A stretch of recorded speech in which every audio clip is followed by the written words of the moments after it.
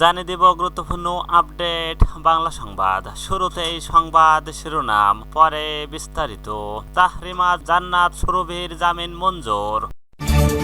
সর্বশেষ জানিয়ে দেব গুম কমিশনের প্রতিবেদনে আইন শৃঙ্খলা বাহিনীর ভয়াবহ চিত্র।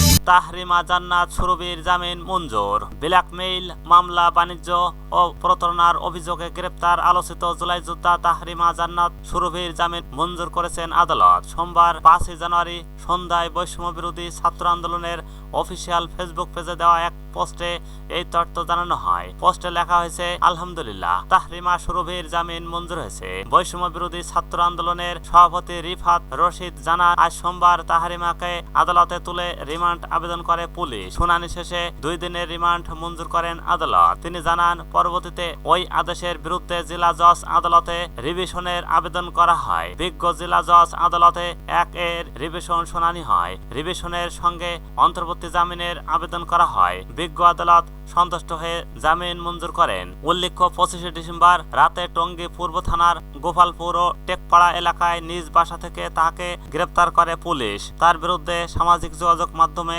কুরুচিপূর্ণ মন্তব্য, মামলা, বাণিজ্য প্রচারণা সহ বিভিন্ন অভিযোগ রয়েছে বলে দাবি পুলিশের।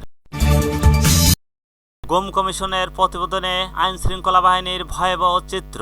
গত 17 বছর দেশে সংঘটিত গুমের ঘটনায় আইন শৃঙ্খলা রক্ষাকারী বাহিনীর জড়িত থাকার ভয়াবহ চিত্র উঠে এসেছে জাতীয় গুম কমিশনের চূড়ান্ত প্রতিবেদনে। সোমবার 5 জানুয়ারি গুলশানে গুম সংক্রান্ত কমিশন অব ইকোনোকোয়ারি কার্যালয়ে আয়োজিত সংবাদ সম্মেলনে সার্বিক বিষয় তুলে ধরেন কমিশনের সভাপতি অবসরপ্রাপ্ত বিচারপতি মাইনুল ইসলাম চৌধুরী। এর আগে রোববার 4 জানুয়ারি গুম সংক্রান্ত কমিশন অব ইকোনোকোয়ারি প্রধান উপদেষ্টা অধ্যাপক ডক্টর মোহাম্মদ ইউনুসের কাছে চূড়ান্ত প্রতিবেদন জমা দেয়। ব্রিফিং এ গুমের ঘটনায় আইন শৃঙ্খলা বাহিনীর জড়িত থাকার তথ্য তুলে ধরা হয় বলে বলা হয়। প্রায় 25% গুমের অভিযোগে র্যাব জড়িত, এরপর পুলিশ 23%।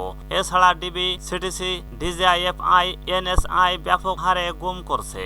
আর সর্বোচ্চ আলামত নষ্ট করা হয়েছে র্যাবের। সংবাদ সম্মেলনে বলা হয়, প্রায় 25% গুমের অভিযোগে র্যাব জড়িত, এরপর পুলিশ 23%।